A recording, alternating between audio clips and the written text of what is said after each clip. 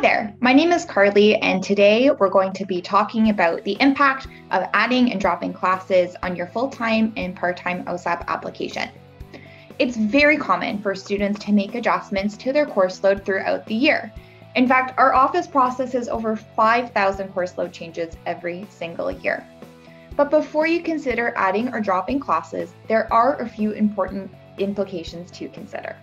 Let's start with the impact of adding or dropping classes if you're receiving full-time OSAP. If you're adding more courses, sometimes that will generate more funding available to you. If you are eligible for more OSAP, please keep an eye on your funding summary screen for updates.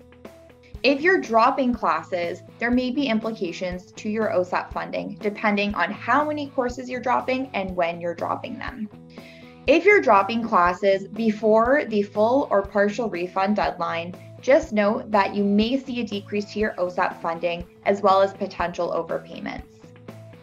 If you're dropping classes after the full or partial refund deadline, but maintain a full-time course load for OSAP purposes, note that there won't be any implications to your OSAP funding.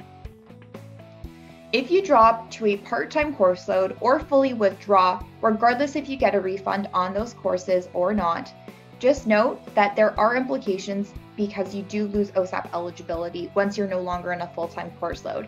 This could include OSAP overpayments, grant to loan conversion, as well as OSAP academic probation. To learn more about what OSAP academic probation is, please check out the link on the screen. Now we're going to talk about the impact of adding or dropping classes if you're receiving part-time OSAP. If you add from 1 to 2 courses, our office will make that adjustment for you. And if you're eligible to receive more funding, you'll be able to see that on your funding summary screen on your OSAP application. If your course load increases to 3 or more courses, note that you lose OSAP eligibility for part-time as you would be considered in a full-time course load. If you drop all of your courses while receiving part-time OSAP, note that you will lose eligibility as of the day that you're no longer in a part-time course load. If you drop any courses while receiving part-time OSAP, note that you'll be placed on part-time OSAP academic probation. To learn more about what part-time OSAP academic probation is, check out the link on the screen. So if you're thinking about adding or dropping classes, you now know what you need to consider before doing so and the implications on your OSAP funding. While you don't need to notify our office once you've added or dropped classes, you're always welcome to contact us if you want to talk about the implications of adding or dropping classes on your specific OSAP situation.